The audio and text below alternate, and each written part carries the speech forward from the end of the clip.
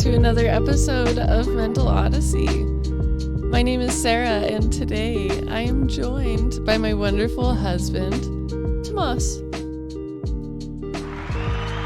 Hello, dearie. Hello, sweetie. Welcome to the pod. Thank you. I'm happy to have you here. I'm happy to be here. Yeah? Yeah. Good. Yeah, I think we got some good content today. I think so, too. Yeah. I think it's going to be good. Let's start it off with a little...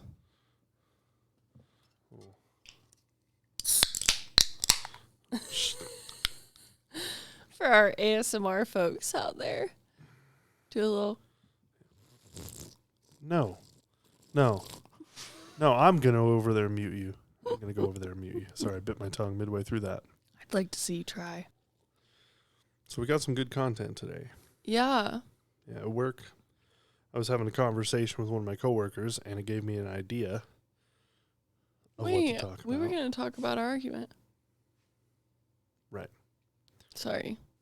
No, I mean, let's do it. We'll do both. After we talk about an argument that we had, Can we call it an argument? Yeah, we were arguing. A disagreement? No, I mean, splitting hairs. And then we'll go on to my idea. And then we got some relationship advice. What was your idea, though? Let them know. My idea was questions you should discuss before you get married. Ooh. Or things you should discuss. Questions you should ask each other and things you should discuss. Yeah, for sure. I got to get my speaking on point, dude. It's fine. No. It's all part of it. Anyways. We aren't a professional podcast. This is just... Yeah. We're just vibing. This is just a basement. We don't got a studio. Nope. Our studio sits in our bedroom most of the time. Pretty much. Anyway. So, argument. Yeah. Do I start?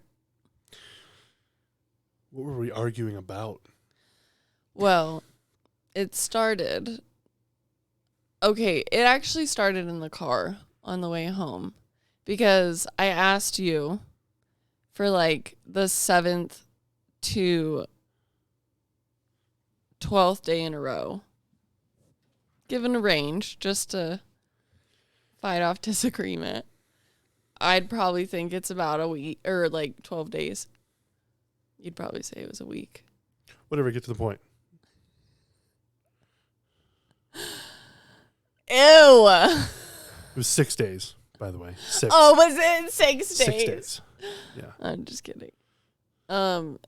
Anyway, I had asked if you cashed your check. Yep. And you said no for the 12th day in a row. And when you got home, when we were no longer on the phone, I wanted to bring it up because it actually was bothering me that you still hadn't deposited the check that I've been waiting on for all that time. I feel like I can't go back over it eloquent right now in this moment. You want me to do it? Yeah, you had it. All right. So I'll just start from the beginning and follow there because we ended up fighting about this later on because I have a linear thought pattern. So it started in the car. The check was brought up, and I was like, haven't cashed that yet. Kind of blew it off, and you got mad. You'd been stewing already, but you got mad that I was blowing it off. And when we got in the house, I don't remember what I was doing, but I was in the kitchen. I think I was going to cook dinner. Oh, yeah, the tacos. So we were gearing up to cook dinner, and you were sitting down, and you were like, I don't want this to come across as an attack. I don't remember the other words you said, but it was similar to that. And you did say, I don't want this to come across as an attack in an attempt to not make me defensive. Anyways, so you were telling me how you were upset about the check. You felt like I didn't prioritize it. You missed something. What? What did I miss? In the beginning, when I said it, like what I said to you, how I brought it up. I was like, I want to circle back to the conversation that we were having in the car. And I don't want it to come across as an attack. I'm bringing it up so that you can understand my feelings. Ah, that was what it was. Yeah. And that's a pretty important part because I gave you like the intention behind it. It is. And then you talked for a few minutes to it. And what was my response? Oh, so because I think in a linear pattern, I started off, you wanted validation in that moment, and I started off with, I had been working at the financial center all week, and during banking hours, I was not able to go in and deposit my check, and you cut me off somewhere around there, and you didn't let me finish. And that really pissed me off. Because, and it was after the fight that we had discovered all this, that the reason I got upset was due to the fact that when we argue, or when I argue, I can't talk to you, but when I argue, I get really mad in general. Like, I'm just an angry individual. So it takes a lot to suppress that.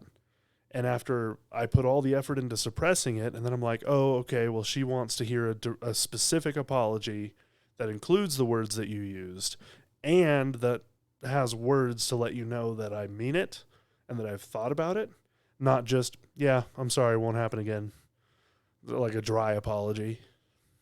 And so I was trying to create a custom apology. I don't know what else to call it, but like a tailored apology to your needs. And I was thinking about that through my anger and suppressing my anger, and then you cut me off. And I didn't take that well. I don't remember what I'm pretty sure I just snapped for a second, and I was like, don't fucking interrupt me, or something like that. It was like something, you like put your, it was or a body don't fucking language. cut me off. Yeah. Yeah. It was a body language thing. The knife hand going. And like your words, it's very much a pattern that we have, and it's not a problem like 98% of that time, and that was the 2%. Yeah. Where it was just like too much, which to me, that was a flag that I needed to ask about it. Like dig a little bit more as to how you were feeling, because like I said, that's how we communicate to each other. Not the like snapping, but interrupting each other, like talking over each other. That's important or like to note. We don't snap at each other. No, it's like it's the way that we converse. Yeah. You know, sometimes we're talking over each other, but it's not very often. It's usually like I interject something that I feel about what you said, or I think about what you said that isn't going to take you too off track, hopefully. That's two individuals with ADHD getting a conversation. There's going to be so many tangents. I don't know if I do have that, but I don't know. You don't know because you're wrapped like up in it. We really should do video so that people can see the facial expressions. We should do a long form where there's no editing. This is probably ADHD, yeah. It probably is. Exhibit A through Z, right there. All right, so back to the task at hand. You cut me off. I didn't respond well, and you were like, whoa, what is that? And I doubled down because I was pissed. And I was like, no, lock yourself down. You just talk for 3 minutes. It's my turn. And like, I don't remember the next couple of back and forths that we had. You do? Go ahead, because I genuinely don't remember. Yeah, because after the snap, you said, like, if you would have let me get to it, I would have said, like, yeah, I was at the bank all week, and so I couldn't have cashed the check, and I also didn't prioritize it, and I apologize that I didn't prioritize it. Like, I was going to get to the apology eventually, but you cut me off before I had the chance, and then it went into you feeling like it's a lack of trust. Like, I don't trust you to... You said those words. No, but I'm kidding. Oh, okay. Sorry. You were like, it seemed like you don't trust me to validate you. That's what it was. Yeah, you said, saying, I don't trust where this argument is I said that after. You said it before. Okay. You said it before because I was mad about that too. We don't agree on the timeline. Well, anyway. No, hold on. Hold on. Let me build the timeline for you a little better. After I snapped, you tried to say something. I doubled down. And then I said, I would have said this if you let me get there. And you said, I don't trust I don't trust that. You didn't say, I don't trust that's where it was going. You said, I don't trust that. And yes. I remember that because that is what upset me. And it wasn't until a little bit later that you clarified when you said that. It was that you didn't trust that's where it was going. Yes, but you were saying that you didn't trust that it came across like I don't trust you to get to the validation. And that I said, yeah, I don't. Okay. That's what I was getting to. Like right now. Because you brought it up and I was like, yeah, I don't. Like I have more gathering proof that it's not going to go that way. In the 4 years of our relationship, I would say like we have done well to close every argument that we have had and resolve it in a way that makes us feel connected. There's a lot of times where we have to go through a whole lot of anger and like talking you off a cliff of anger before validation can happen. And both of us have been working on that a lot recently. Right. Of and how that's why your statement upset me so much. Right. But the reason that I said it was because I have more gathering proof. No, you don't. Right? No, you don't. That makes it sound like it's continuing. No, I'm saying like in our 4 years of relationship, right? If the last like 5% of our arguments have ended in validation without me actively having to like walk us to that point, walk you off the edge of anger to get you into a place where validation can actually happen, it's like 95%. Sure, but that's not more gathering proof. That's improvement. No. Because the last 5% of our arguments have ended in validation for you. I understand what you're saying, but I wasn't saying more gathering, like, oh, that's just more gathering proof. I'm saying I have more gathering proof of that. That's what wise. Yeah, 95%. Okay. Yeah. Gotcha. Of our relationship has been that way. So yeah, that 5% isn't enough for me to trust, or it wasn't at that point. Since we've had that argument and we talked through it, it's like, okay, now you know that because in that 3 minutes of explaining that you were talking about, I was telling you how, like, we're doing money more together now, but I'm pretty much in charge of it. Like, sending the money out and, like, setting up us doing money and stuff like that. Like, I still feel like I have a bit of the head. It takes up a lot of my headspace thinking about our money, which I don't know if you experience that same, like, where you're like trying to think of how it's all going to move around in your free time, just like I'm pretty sure living we think rent about free. It in different ways. Right. Yeah. Anyway, it weighs heavy on my mind, and I was waiting for that money to be able to pay bills. Like, it was like, we have the money, but I don't have access to it. It's frustrating. It's not something that I can do. I couldn't go and cash that check because my name's not on it. Like, and so having to ask you for that long. And then something that I realized after the fact, I think, is that it was triggering an emotion that I've been feeling a lot in the house recently, which is that I have to be on everybody's ass to do anything around the house where I'm like, I'm the main delegator of like getting shit fucking done around here. And so that was like also feeding into it, where it's like I had to keep reminding you to do a thing that you should have been doing yourself, you know? Yeah. But part of the thing that I explained in that is, fuck.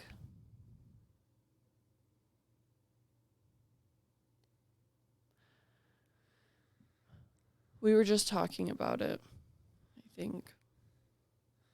The way we think about money? No. You feel like you're having to be up everyone's ass? No. It was before I started going into that more. ADHD, man. I know. Well. We'll circle back if you think of it. Yeah. So, as the argument drug on,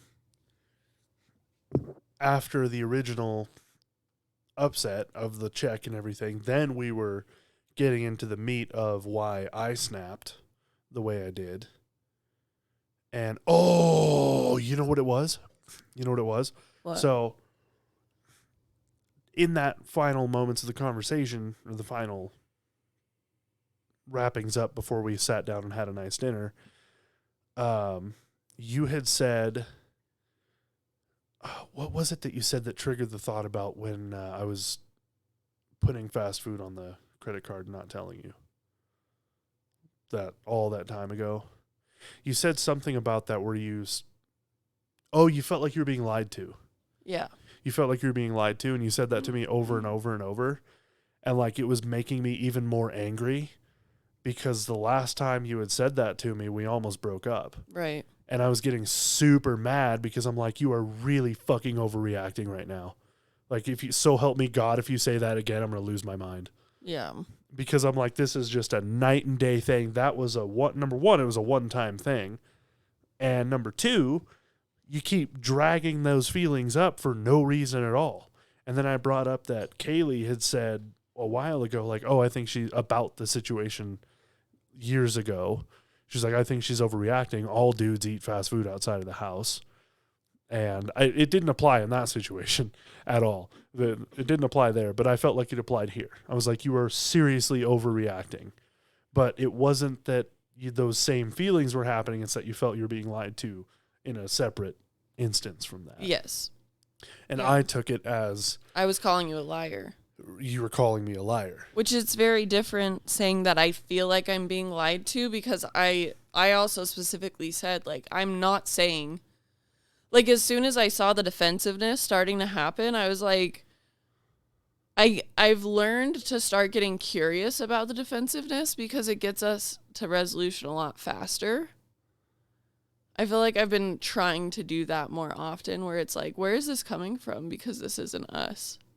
Well, it helps me too, because sometimes I don't realize I'm being that defensive. And you don't know what you're being defensive about until I ask the question and force you to think about it, where it's like, shit, what am I, am I being defensive about?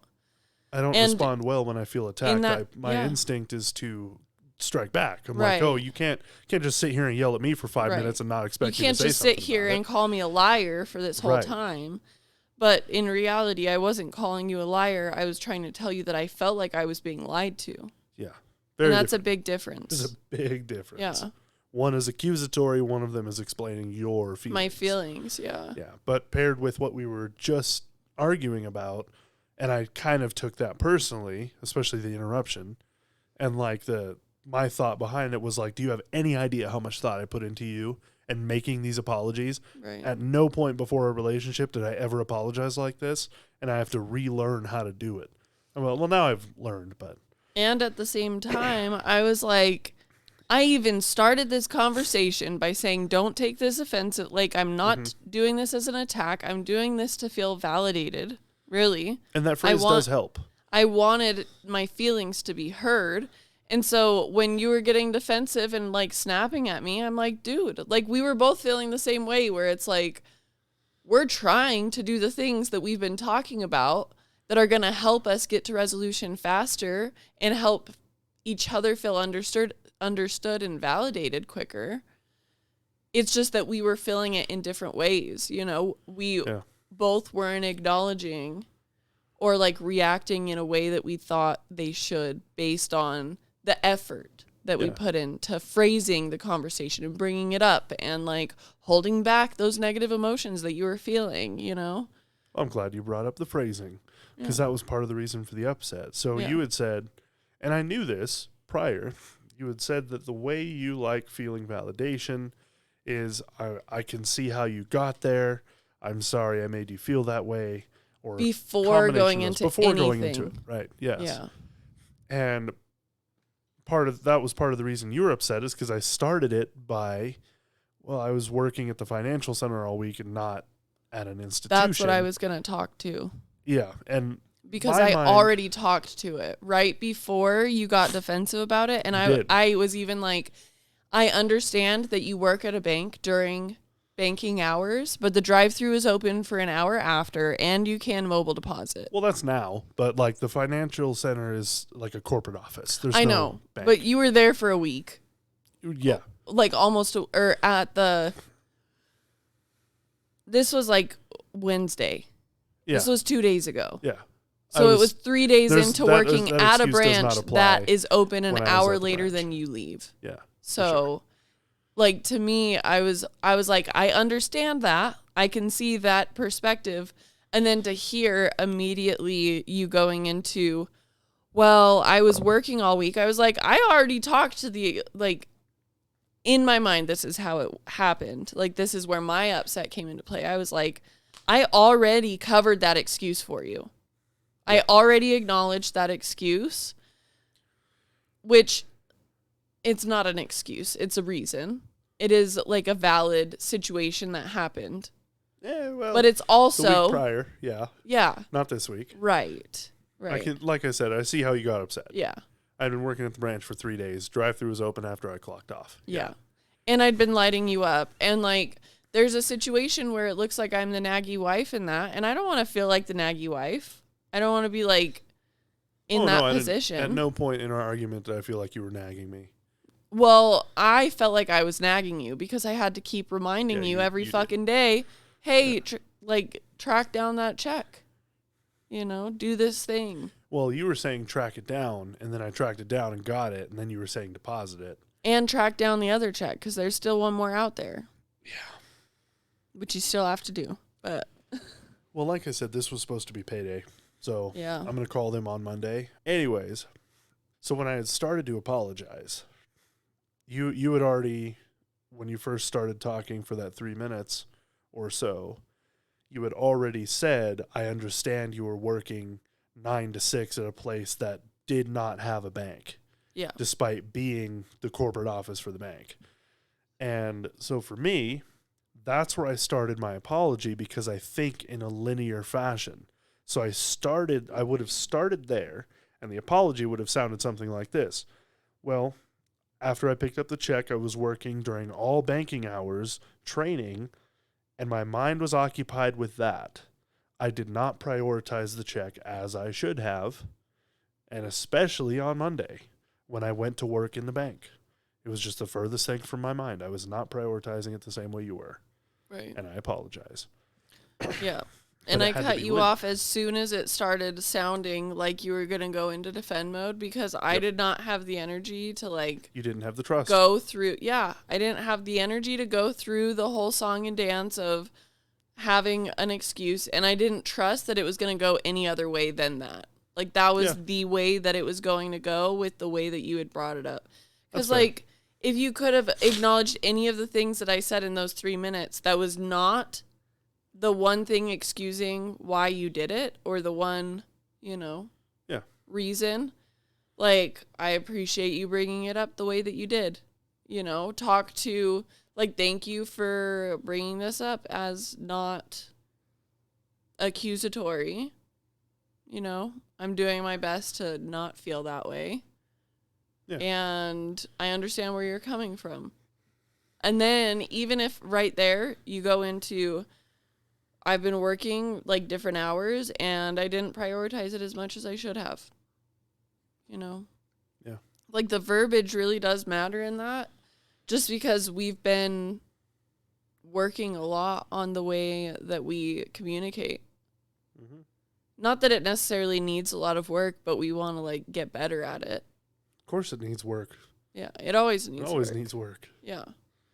But it's not like we were like bad to each other and it's like, No. okay, something's got to fucking change. No. It's just frustrating to have to go through a long, lengthy process of arguing and trying to get to the point when there's shortcuts that you can take, which is, hey, my intention before I get into this, some of the things that I might be saying might come off offensive, and that's not how I mean it.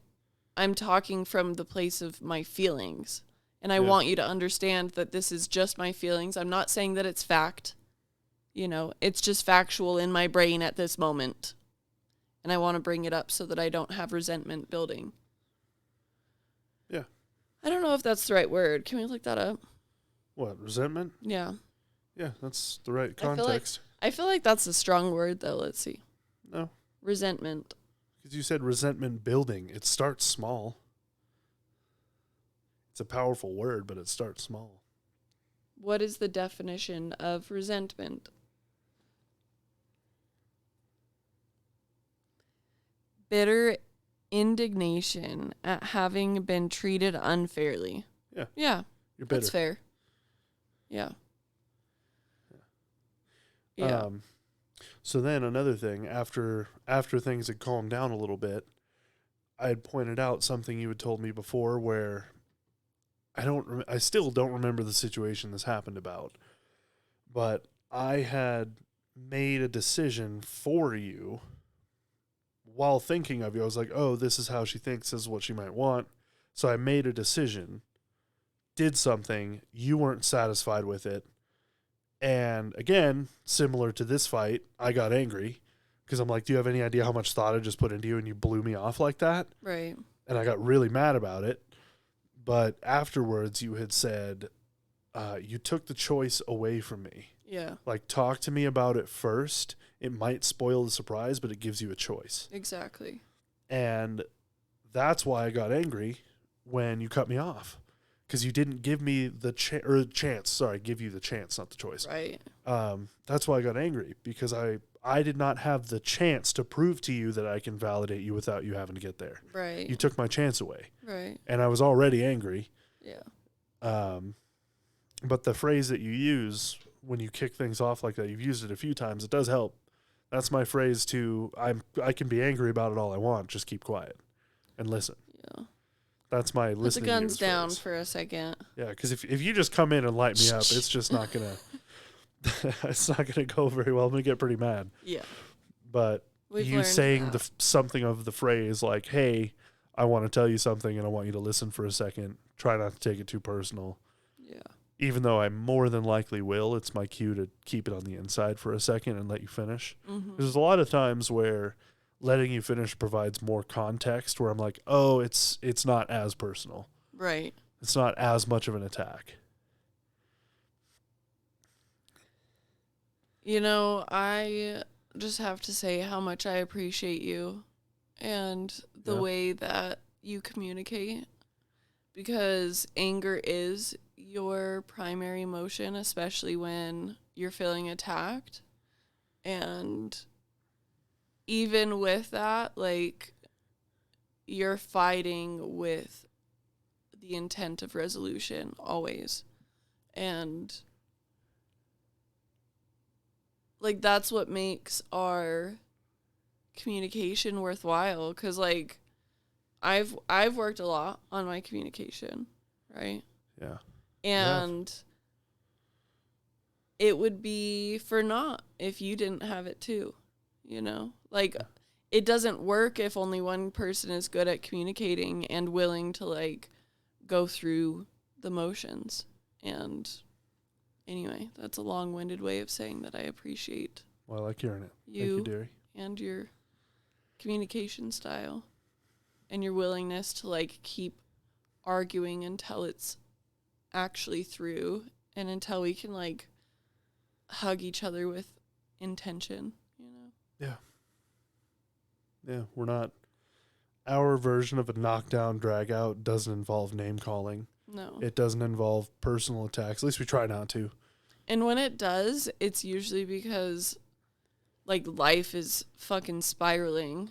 Like, when we were having a hard time finding jobs when we first got here, and we had that, like, really big fucking argument over some shit that would not usually get that deep. Yeah.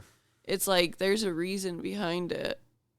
Yeah, we don't usually just go after each other like that. No. We do drop the gloves from time to time, but it's a little more civil. Yeah.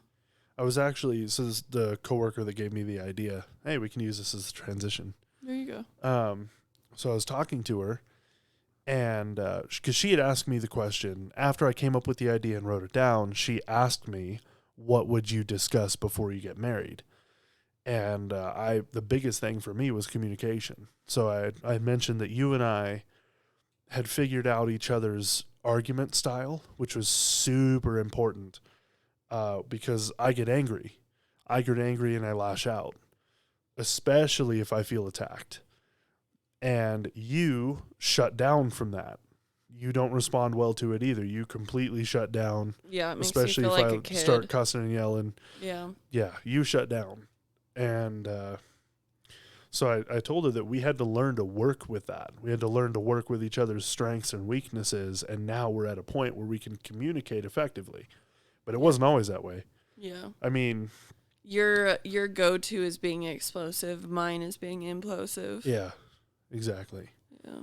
And I told her that it takes about 90 hours to become friends with someone, and you and I had that within 3 weeks. Yeah. Because of the nature of our jobs, we were either on the phone or together for a lot of that 3 weeks. Mostly on the phone, and there were a lot of times after that, even like well into our relationship, where some of those phone calls ended in a fight. Yeah. We'd hang up for an hour or so, come home, and start it all up again. But I mean, it usually would get resolved before we got home. Because the cool thing about the jobs that we had is that it was at a time where you can't call somebody else. No. You gotta either stew or call the other person back. Yeah, like you either have to put your guns down or you're just going to be stewing all fucking night. And it's not fun to stew. Especially, like, the cool thing is that we really did build a friendship before our relationship to where it's like, well, the only person that I really want to talk about this shit with is you. Yeah. Like, I'm fucking pissed at you, but the only person I want to talk to about it is you. Yeah. And how do I do both? You want to call me back and feed me the good news. Yeah. Yeah. Yeah. So, I mean, there were a lot of times. There was one time, I don't know if I should air this out or not, but maybe the statute of limitations takes over. It wasn't all that bad anyway. So, one of our arguments, it was about the Mastiff. It was prior to us reaching resolution about that. That was a bad fucking fight. I think I remember exactly where I was. I was at that Quail Ridge area right there. It's so funny how, like, I remember there was a certain area of my routes where we would usually argue. It's like towards the end of the night. Just got a negative energy over there. We've been talking for a while, and it's like bound to happen eventually. Yep. Eventually. We've ran out of things that are I like say one too many dumb things, and you're like, this son of a bitch. But anyway, so this one in particular, we were arguing about the Mastiff because a Mastiff is near and dear to my heart. And you had said something of like, we're not getting one until we're 60. And I was like, ooh. It is a retirement dog. It's not a retirement dog. Do or you want to rehash this right now? If we get land, livestock dog. For sure. Yeah, but I'm not going to be old. I mean, I'll be old and getting another one, but it's not going to be our first. We're getting our first right around 35 to 40. They're just so drooly. Anyway, not the point. So, anyways, so I was heated. And it was one of those moments where it was one of those phone calls where we had to hang up just for a minute. It was like 5 or 10 minutes. So I hung up. And I was like, I got to go get gas. So I went to go get gas. And this was still relatively early in the morning. And that gas station right there where the Albertsons is, the Speedway. Yeah, they've got tweakers all over the place. So I'm getting gas. And I'm hopping mad, dude. I am so fucking angry. And I was like, I had my little bag of Sour Patch. I was like angrily eating Sour Patch. And so That's adorable. oh, it's not about to be. So one of these tweakers comes up, and I didn't even care what they wanted. They were probably like, you got some, like $1 or something, or cigarettes or some shit like that. And before they even could say anything, I saw him coming. I was like, what? What do you want? And like, I was so angry, and they just started spewing nonsense. I don't know what took over in that moment, but I just grabbed a handful of Sour Patch and just launched it at him. Oh my And it God. didn't work, so I took the rest of the bag and fucking threw it, and I started walking after them, and they ran away. Oh my So- God. And I was even more angry because now I didn't have any Sour Patch. I was so mad, dude. You're like over there picking them up off of the gas station oh, parking lot. no, I'm not that grody. No, I'll pick them up off the floorboard, but not the gas station parking lot. That's gross. It is really gross. Yeah, well, most of them were still in the bag, but like I grabbed a good handful and just like spiked it in their general direction. I hit him good too. Definitely hit him good. I don't know what he wanted, but I didn't give a shit. But I was super mad, and after I did that, I kind of felt like an asshole. And then I got to thinking about it, and I was like, maybe I was an asshole to Sarah. So I like threw the verbal Sour Patch at you. Yeah. And then I called you back. It was only like 5 or 10 minutes later, but I don't know if I ever told you that. I don't know if I ever told you that I beaned a homeless person with some Sour Patch. So. I did it again on 4th Avenue in Kennewick just because I had a case of the fuck arounds, and they were pushing a shopping cart down 4th Avenue, and I was like, what are you? All right. So I like whip over. I'm like, I was on the phone with Wyatt too. He can corroborate this one. And I was like, you want some Sour Patch? And they were just mumbling incoherently, and then she like screamed and started charging at me, and so I screamed and gunned it. I got out of there. That's hilarious. I guess she didn't want any. Oh, I rolled up and I was like, you doing some late night shopping? Oh my Want some God. Sour Patch? Yeah, it was just, I honestly, not gonna lie to you, man, I kind of miss messing with tweakers. I miss that job. I miss the job. I miss that job. I do not miss the people I worked for, but I miss the people I worked with. I miss the job itself. I miss some of the duties. I don't miss the 6 days a week. I do not miss the 6 days a week. I like my job now. Specifically, really like the 6 my days job. a week during business or non-business hours. Yeah.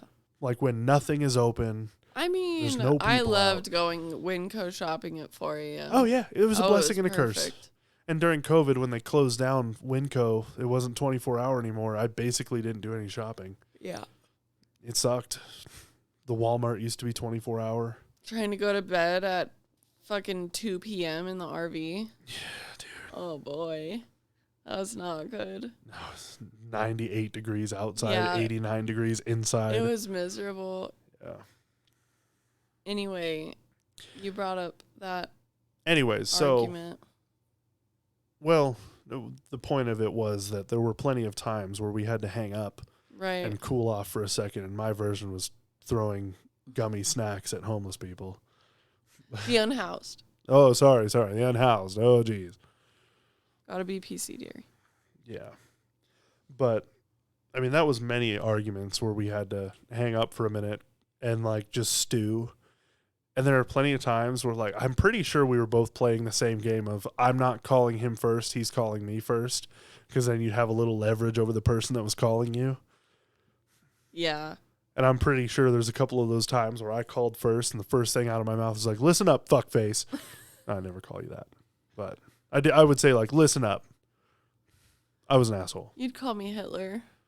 I called you Hitler one time. And I was blowing my lid for like 3 days straight. Yeah, that was not a good week. What was going on during that week? I don't know. See, this is the cool thing. The reason that I wanted to talk about this is so that the people can know that resolution can happen. It's a real thing that is possible. And when you have resolution, you can think back on these fights and be like, what were we fighting about? Instead of, oh, this one time, 2.5 years ago, this fucker had the audacity to call me Hitler. Well, I don't remember what you said, But I was like, all right, whatever, Hitler. And then I like slammed the cabinet drawer closed, and you were like, excuse the fuck out of me. And I was like, you're fucking excused. And then I closed the door and went to bed. Yeah. Because I went to bed early because I was giving up on the day. Yeah. A whole bunch of stuff had happened. You like took a melatonin and. Oh yeah, I took a melatonin, slammed the door angrily. Yeah. Slammed the drawer angrily, called you Hitler, and then I just went to sleep, dude. And I'm really glad that you did not follow me into that room and I slept for like 3 or 4 hours, because if I had not slept, that would have been one of those knockdown drag outs right there. Yeah. I was done. Yeah. But they definitely, all of those arguments taught us something about how to do it better. I'm glad we can remember the resolution. communication and the resolution that came from it instead of the reason we were fighting. And like the feeling, the feeling only happens when we do it again. If that makes sense. Yeah. Like it only happens if it's like re-triggered instead of like I don't have feelings about any of those arguments. Maybe the most recent one. There's still like lingering a stamp of emotion from that one. Sure. I mean, it's natural. Anything within the last month is pretty fresh. Yeah. So. Yeah. But if that's all you got to hang on to. Should we talk about things should we transition? We're 45 minutes in. Oh, golly. I know. Yeah. So, things to talk about before you get married. Kids. I think, kids is on the list. So what I told my coworker, I was like, you and I had talked a little bit about housing stuff, but what we actually did is we'd drive around and look at houses or go into an open house or two and just like point out the things that we liked, or, hey, this house here, because I threw just about every single route in the Tri-Cities. So I knew where everything was, yeah. And you had specific routes that I was familiar with. So you'd say, this house on this street, it's the third one down. It's not a customer, or it is a customer, or whatever it is. So you could describe to me what you liked. I could describe to you what I liked, or you would go with me on my routes and I'd show you some things. Yeah. So things like that. You don't have to have an exact plan for, I want to live here, or I want to have this house. Are you going to have a 2-story? Or are you going to have a rambler? Are you going to have a 1-story with a basement? Right. So there's all sorts of things that are negotiable and you could change your mind about. But it never hurts to get an idea, like a starting point of what you expect for your house. And your house could be tied to how many kids you want. It could be a 3 or 4 bedroom because you want that many kids. Kids are a big one. Financial goals, specifically the goals, not just money. I feel like when people say, talk about money, it's a little generic because there's a lot of things that can go into a financial conversation. Your goals, what you want to do with your money, what you want to do with the money that you have now, with what you want to do to make more money, and what you're going to do with that once you make it. What your habits are. Like, how do you feel about money? I feel like that's what's your relationship figure out who the saver with is money? And figure out who the spender is, because there's going to be some tension there. And, getting very specific about what your relationship with money is. What did it mean to your family growing up? Did you have it? Did you know that you were poor? Your backgrounds are very... See, the other thing, too, is, I've kind of noticed... Maybe we'll put a pin in that. We won't talk about that on the pod. You know what? Fuck it. Let's do it. I've noticed that there's a bit of a... What's the word? Kind of a bitterness from folks who grow up on the poorer side of things towards those who are a little more well-endowed monetarily. I was going to say. Man, this thing's hitting a little quick. All right. Those who are a little wealthier, there's some bitterness, and it can cause a bitterness in the relationship when someone who grew up without a whole lot of money is in a relationship with someone who came from money or has more of an experience with money. Right. And or it even goes back to whose what you were parents saying. had a better relationship with money. Yeah, and it goes back to what you were saying of what's your relationship with money. Like, if you're used to seeing it in your bank account, you have a certain idea about it, whereas if you're not used to seeing it, you might be a little more frugal, or things mean a little... So, on the story that we read a while ago, where the chick made like 600,000 a year, guy was making 80, and she'd throw a hissy fit about paper towels. Mm-hmm. It's kind of a flip flop one, because she didn't come from money. Her parents, from the description, her parents were self made. She was self made, so there's a little bit of a poor to wealth thing. And then he was like, "They're just paper towels." Right. And even you got after me for paper towels once, and I'm like, "They're just paper towels." Yeah. Which is weird, because I'm the one who came from the poorer background. But the other thing, though, it's kind of weird because, as fucked up as this might sound, like, poor people, like, there's a mentality that happens that usually ends up keeping them down, and it's a cycle of, like, feast and famine. So anytime that you have enough money, you spend it immediately. Dude, because that was me for years. You haven't had money in, a week, and now you actually get to spend some money, and then it's all gone again, and then you're famine for literally paycheck to paycheck or negative paycheck to paycheck. Some people are like, I've lived both of those. Yeah, where you're like borrowing money every fucking week, paying it back, and then borrowing more money. Yep. And it's a cycle. That is something that poor people do. I mean, not necessarily people who are monetarily poor, but it's like that mindset. Some people have a hard time escaping the mindset of, I don't have any money, like making it go out every time it comes in, because that's all they've known. I can't speak for other people, so I'll speak for me. When I had my apartment by myself, I was definitely terrible with my money. I had to borrow mainly from my grandma because it was interest-free. And usually the interest paid was a lecture from my grandfather about being better with my money and budgeting, and I just, in one ear and out the other. Yeah, whatever. But I was not very good with my money. And other than my rent. So my rent, what I would do with that to stay on top of it is I would take out, because I got paid weekly, so I'd set aside a quarter of my rent out of every paycheck. But there were 2 to 3 months out of the year that were a 5 paycheck month. Might have been 3 or 4. I don't remember.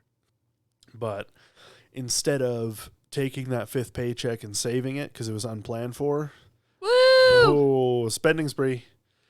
I mean, also I kind of feel like the 5 paycheck month is kind of a poor person mentality. You talking about? Looking at a month and being like, ooh, it's a 5 paycheck month. That means I get a fucking spending Maybe spree. I haven't gotten out of it. But either way, back then I was also drinking very heavily. I was going through about 2 bottles of Sailor Jerry's a week, about a case to a case and a half of Cokes, whole bunch of ice. So, like, that was a majority of my budget right there. Yeah. And it was not cheap.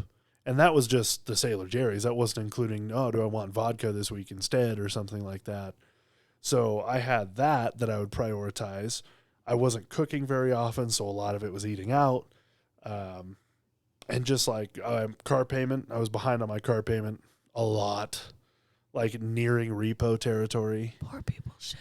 Yeah, dude, I've lived it, and it was entirely my fault. All I had to do was get a budget and stick to it, and I chose not to. So... But you probably weren't taught at all how to manage your money. Well, the thing is, like, my parents worked extremely hard because they had to. They had 4 children to provide for, and they worked their tails off all the time. And they were still paycheck to paycheck just because the cost of life, and there were medical bills to pay for and all sorts of stuff. So, like, we never sat down and did a budget. Right. I've never even asked them if they ever budgeted their money, or if it was just a fight every week and that was your budgeting talk. And you probably didn't have like a bank account. Nope. I got my first bank account with my graduation money from high school. Mm-hmm. That was my first bank account. Any jobs I worked prior were all cash jobs, or I'd go and cash a check or something like that. And it was just like under the table stuff. And my bank account was like my ceiling tiles. Right. But no, I never learned how to budget. I never asked, to be fair, either. I never really prioritized doing something like that. Well, but that's the thing is that if it's something that is always going to be run, like, what did you learn about money, right? Like, I'm imagining you're never going to have enough. Like, I don't know if I was sober enough to even think about it, to be honest with you. I'm talking about as a kid. Oh, as a kid. What did you learn from your parents? Like, my mom did not talk about the finances to children. But you knew even that you said, didn't have a lot of food all the time. Well, it wasn't that we didn't have a lot. It's that it was regulated. Right. Like, you couldn't have more than a bowl of cereal. Or Did you make the connection that was money related? I just assumed because it was 4 kids, and if we all have 4 bowls of cereal, that cereal's gone. Right. Which, I mean, yes, it is a cost thing, but also... But you didn't think about that. Not necessarily.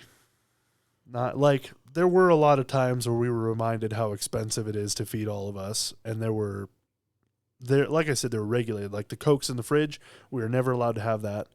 Even when the few times we did get soda, it was more about health and not having caffeine as opposed to money. But I'm sure money was a big part of it. But back then also, probably about once a week, I would get sent down to Maverick, and back then you could get like 4 candy bars for $1. And it was like a weekly deal. I miss those days. Dude, I know. Man. And there were 4 kids.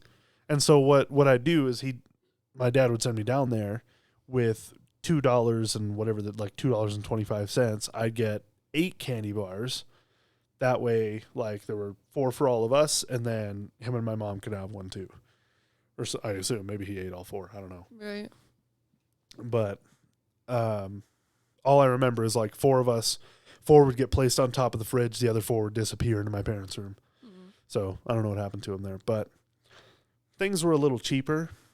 However, like, all of our snacks were regulated, and I always assumed maybe it is a money thing because there's 4 of us, and it would become very expensive if we had just free range of all the snacks in the house. So, and we also didn't have name brand stuff very often. Like on hot dog night, we'd have Doritos, which was cool. We didn't really get ice cream a lot. The Chips Ahoy were Dad's for the weekend. Yeah. I feel like with the regulation, it then, and you can tell me if I'm wrong, but I guess I shouldn't. Send it to your podcast. Do what you got to do. Well, it's just not along the point, and we're at like an hour. Oh, yeah. ADHD. I would just say that in turn made it so that when you did have your money, you could never keep it because you were buying the things that you could never have as a kid because it's cool and you have your own money now. 100%. Yeah. I could go out to eat whenever I wanted to. I could have whatever snacks in the house. It's like a poor person mentality in the sense of like not having. I did the same shit, but we were like food poor. We just didn't have a whole. My mom didn't prioritize having food in the house that was like you could actually go and get on your own. Well, she microwaved salmon, so if that doesn't lead you to believe anything about her character, then. So then when I had my own money, you bet me and all my friends were eating good. Oh, yeah, for sure. Oh, we were going Arctic Circle, like, all the time. Hey, you want to go get food? Oh, I don't have money. I don't care. That's not what I asked. Between the alcohol and the round table coupons that I had, man, I gained so much weight. Let me think about this for a second. I gained about 75 pounds in less than a year. Yeah, I gained. Just from drinking and pizza.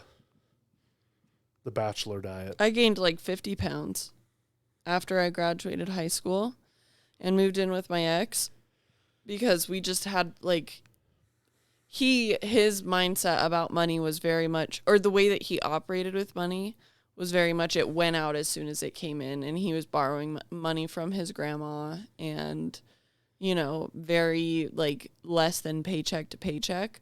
But we'd always have food, like we'd go out to eat all the time, go get Taco Bell. Like we weren't planning ahead for meals, but when we did, it was Hamburger Helper. Yeah. So, like. We got together when I was 24. And like roughly a year later when we were considering merging our finances, or we were talking about finances and like living together. We weren't talking about merging them just yet. But that was the first time I had ever seen a comma stay in my bank account. Right. At 25 years old. Yeah. It's weird because I saved up $10,000 before I was with my ex. And he fucking drained me dry. I can't say that. I drained me dry for him. Yeah. That's how it really went. Codependency's a monster, man. Yes.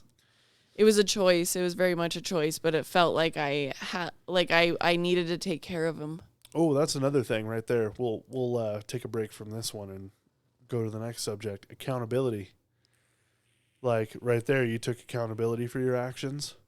Accountability in arguments is a big one. If your spouse or your soon-to-be spouse or boyfriend, girlfriend, whatever it is, if they're not taking accountability during the fights of their own accord, like with you, you had to lead me to what validation looks like for you, but now I know.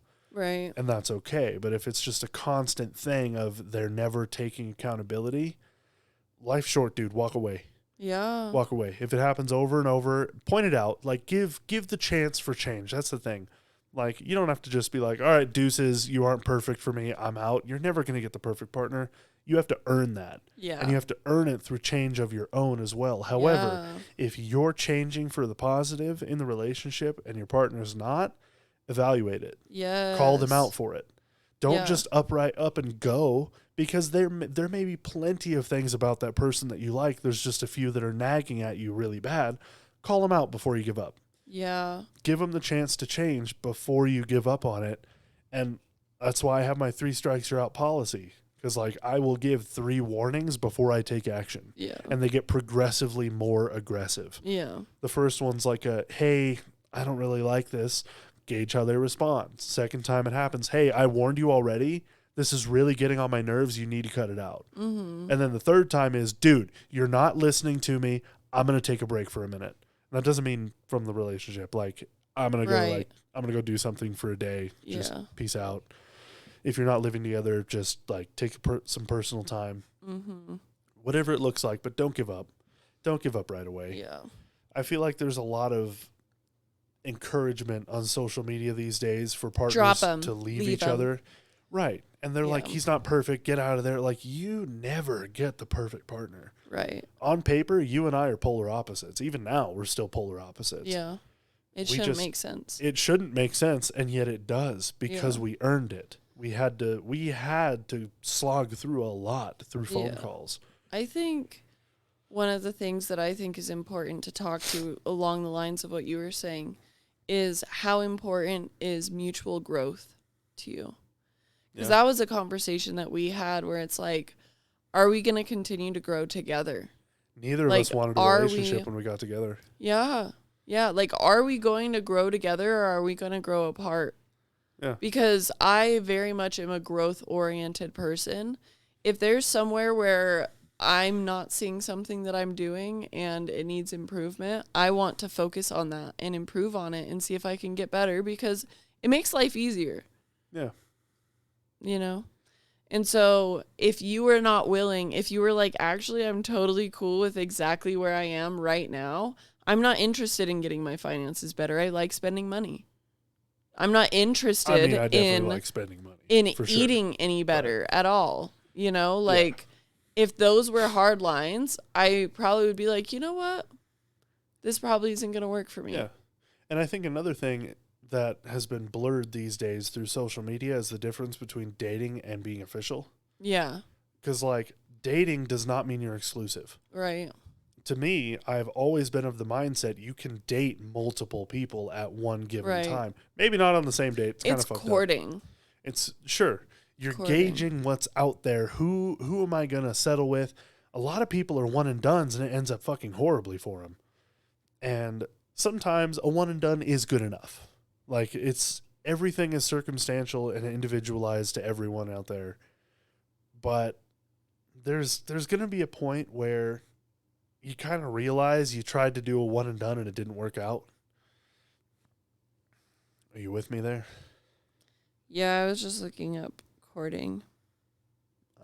The act or process of trying to win the favor or attention of a person or group. Yeah. Well, and even I think now it's more of a you're winning my favor because Right. of all the options out there, especially with dating apps when it's just right in front of your. By the way, those things suck. Don't go do your hobbies that you actually love doing and meet people And that find way. someone that way. Because Yeah. you'll, even if you don't meet a person at the hobby, you'll like make friends with someone. They're like, hey, you're a pretty cool dude. My sister's cool too, or my friend is cool too, or brother, or whatever it is. Like, people know people. And if you're doing your hobby and you're genuine and people can see how you are, they're like, oh, this might be a good match for someone I know who's looking for a partner. And it's a little bit more compatible than swiping left or right on your phone. Especially because the swiping, it leads you to assume who that person is going to be. You're making a lot of assumptions. Yeah. You start talking to them, you're having the everyday conversation that you've had with 7 other people. I mean, it's different for me because when I was on dating apps, I'd get a lot of matches. Like a lot of matches. You did. Look at you. Especially being bisexual. Like, Yep. I got it from multiple angles. And being a 10, an absolute knockout. Yeah, Deary, I'll bet you did. you gassed me up. Damn right. But, like, you get this idea in your head of who that person is, and it's just not true. You don't know yet until you meet in person and see them quite a bit. Like, it's much better to have something in common with them and something to talk about. Yeah. But Well, and there's a phrase out there that's people wear 3 masks. There's the outermost mask, which you show everybody. Anyone can see it. It's very surface. It's not very personal. It's just what you see is what you get on the surface. And then the second mask is the one that you show closer friends and family, partners, things like that. And then the third one is that you don't show anyone. That's like your true identity that no one sees. And I agree. Like, yeah, there's even some stuff that I don't share with you. Right. Because I think you probably leave me over it. I get weird sometimes. I make weird faces at myself in the mirror sometimes when I go to the bathroom. I don't think you know how much I actually talk to myself. Oh, I don't know. It's a lot. And I It's say not some like Keith's seriously territory, I off-the-wall don't think. shit. No, that but close. he takes out his marital woes to himself, dude. I don't quite. Well, sometimes I do that, but yeah. Anyway, what other things would you?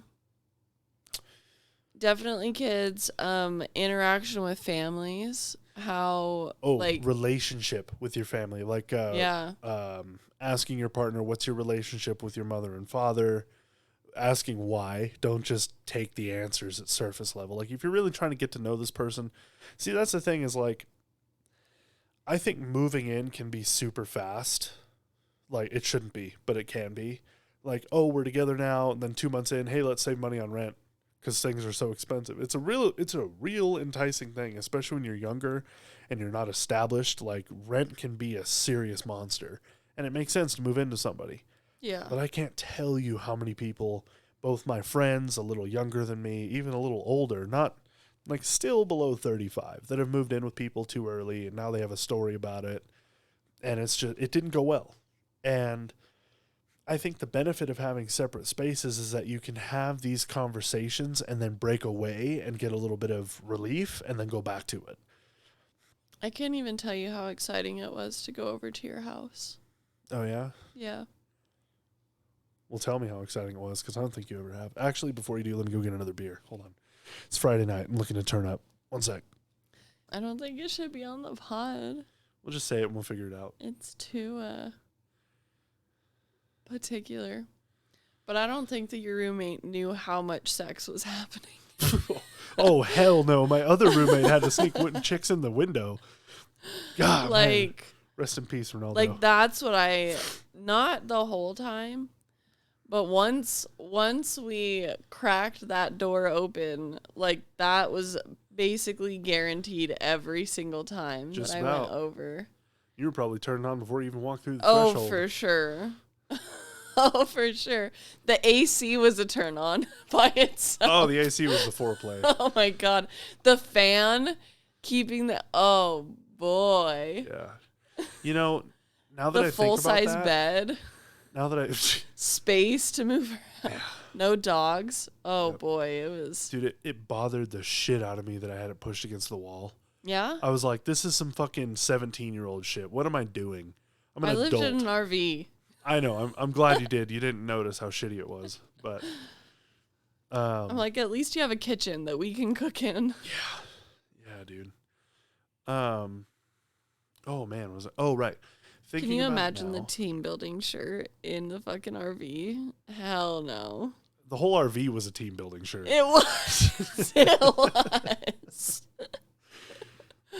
Yeah. Oh. All right, we should provide context. We should leave that part in the pod. I mean, if you've listened to our past podcasts, we've have we talked talked about the the team building shirt before. All right, well, for the new listeners who haven't heard about the team building shirt, I came up with an idea for a date where Sarah and I would cook, and we put on the team building shirt where I got the right arm and she got the left arm, or vice versa. I don't remember how it was, but either way, we were in one, like a 5X shirt, because I'm a fairly large individual. My regular shirts are 3X. So I had to get a 5X, and we had to share a shirt and one arm each and communicate through a meal. And we tried to cook it. From what I remember, it was actually pretty good. I think it was pretty successful. I think we cheated and used the Instapot. I don't remember what we were making. Probably chicken. Oh, it was the meatballs. Oh, yeah. It was gonna meatballs. say, was it meatballs? Yep. It was the barbecue meatballs. Those are so good. Yeah. Yeah, you got me in with the cooking. I did. Yeah. You were feeding me. My anorexia was like out of hand, and you just like brought me I didn't even food. know any of that. We hadn't had any of those conversations. You're just yet. like, this is important. I'm gonna make you food. I'm gonna meal prep for you. Yep. I remember our first hug was at the dog park. Yeah, you were wearing the red Hawaiian shirt. I think I was wearing the black Hawaiian shirt. I don't know if that's true because But I know you're wearing the red Hawaiian shirt. I hugged you at the top of Badger that day in your horror movies and chill sweatshirt when we took a picture together. Was that before? I'm pretty sure I gave you a hug that day, and I'm pretty sure that was before that. I don't think so. Because we were friends. We were friends when I first hugged you. Could be. I asked for a hug. I'm glad you didn't see my tick afterwards. You're like, eh. I was like, yeah. Have to shake out your elbow. Yeah, I got the willies. Had to go touch a pair of pliers. Fuck off. That was one time, and that was because of you. You caused that on me. We're not giving them context. No. Maybe in another podcast. Yeah. But anyways, so thinking back on that, and now knowing, like, because I didn't live in an RV before that, I didn't know how miserable it was. I feel kind of bad for the dogs. Yeah. You were at my house for like 10 hours one time. Yeah. And I felt bad. I felt terrible too. I don't think it was 10 hours because you were very on top of their feeding schedule, making sure they had water and stuff. Yeah. So I feel a little bad. I didn't feel it back then because I didn't know. Yeah. And I didn't really think about it until just now. But I felt anxiety every time that I was there longer than I should have been. I think I fell asleep at your house one night when we were off, and I felt like trash about it the next day. Anyways, oh, and I mean, you can maybe I leave could this in or probably not. cut the whole thing out. Eh, We're at an hour 15. could be long form. It's just editing. I remember one of the first times. You should leave some of this in. One of the first times that you came over to the house, and you told me after the fact that you had a conversation with Jen about it, and you were on the phone with her, and she was like, "Oh, you're going over to a guy's house, and he doesn't have a couch. It's only a bed." It was the sleepover. Oh, you asked me was to the sleep over. Oh, did I? You did. Yeah, that's right. One of those times. Yeah. Anyways, this was one of the times where we did not have sex. Yeah, it was pre-sex. We were not. No. We didn't even kiss at that point. Nope. No. I wanted to. Oh, I know. Me too. 100%. But I didn't want to make the first move because I didn't want to make you feel uncomfortable. You were already at my house. Bed was pushed against the wall. Well, that day, it was like Jen talked to me, and I don't know if I should name drop her. Yeah. Anyway, one of my good friends talked to me and was like, you should not be doing this. This is not a good idea. Like, you shouldn't be going over to some rando dude's house. Like, do you want to have sex? And I was like, no. And she was like, well, you better make sure that the boundary's there, that that's not what the intention. That's not what you want. And we met up at, like, my favorite place in the Tri, at the bridge, like, right over by the lighthouse. And we were walking over in that, like, by the little circle guy. Yep. And I was like, okay, I got to talk about this. I got to bring this up. And I was like, so what's the intention? What are your intentions with me? Literally. And I'm pretty sure you were just like, it's just a sleepover. It's like, just go watch a show and sleep. Yeah. Nap dates. Yeah. And that's exactly what happened. Like, you didn't even, like, stick your bond in me or anything. Do you have any idea how bricked up I was for most of that night? Like, it was very difficult because you kept wanting to, like, scoot closer, and I had to keep scooting over because I'm like, if you get any closer, it's going to get very uncomfortable for you very quickly. And I didn't want to make it your problem. Yeah. And so I was trying, like, super hard not to touch you with it. It was like all night too, all night long, and you kept like, oh, let me just wiggle over here a little bit. I'm like, don't, I'm a light breeze away from busting right now. You gotta hold on.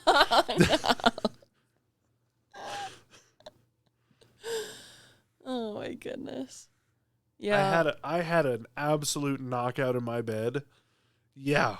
I was bricked up the whole time. The whole time. I don't even remember what we were watching because I was like, oh, don't touch it with it. Don't touch it with it. I'm pretty sure it was 90 Day Fiancé.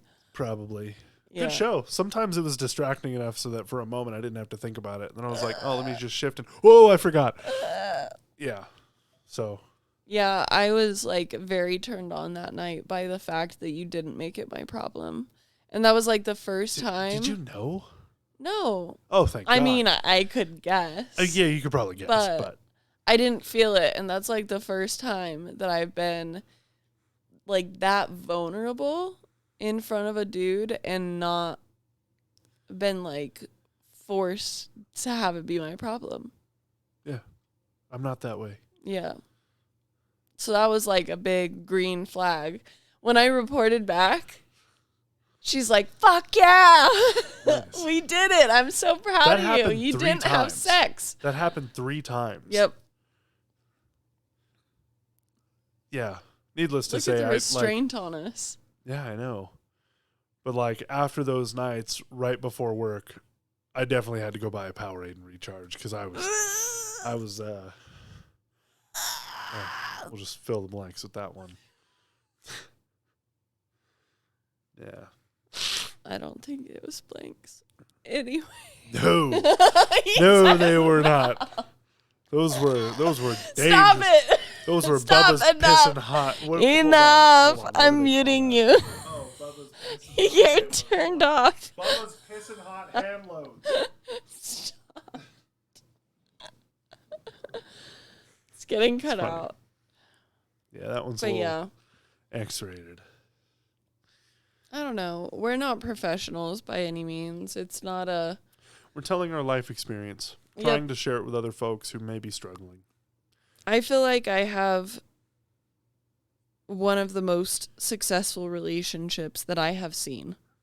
Me too, honestly. And that is worth sharing because I think there's a lot of relationships that could be there. I think there's a lot of relationships where if you put a little bit extra work into it, if both of you are willing to put that extra work into it, it can get somewhere really, really positive. And if you don't, you can be really fucking toxic for each other. And I learned the hard way through a 3-year codependent relationship. And then another, I would say, I was fairly codependent in my other major relationship as well. I mean, I was aware of it at that point, but I still didn't want to be alone. And it wasn't bad, but it wasn't good. Yeah. You know, like I wasn't fulfilled in the relationship. It wasn't something I wanted to build on and grow. What I think it is we've gotten a little older now. We're in our late 20s.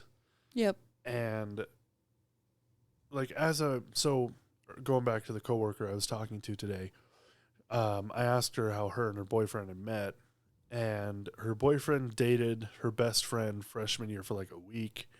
Then they avoided each other for a certain amount of time. And then she joined, I think she said the dance team or something. And a lot of the dance team members were friends with that guy. And so she got to be friends with him before they started dating. She got to see who he was prior, which really helped. And, oh, geez, where was I going with this? No idea.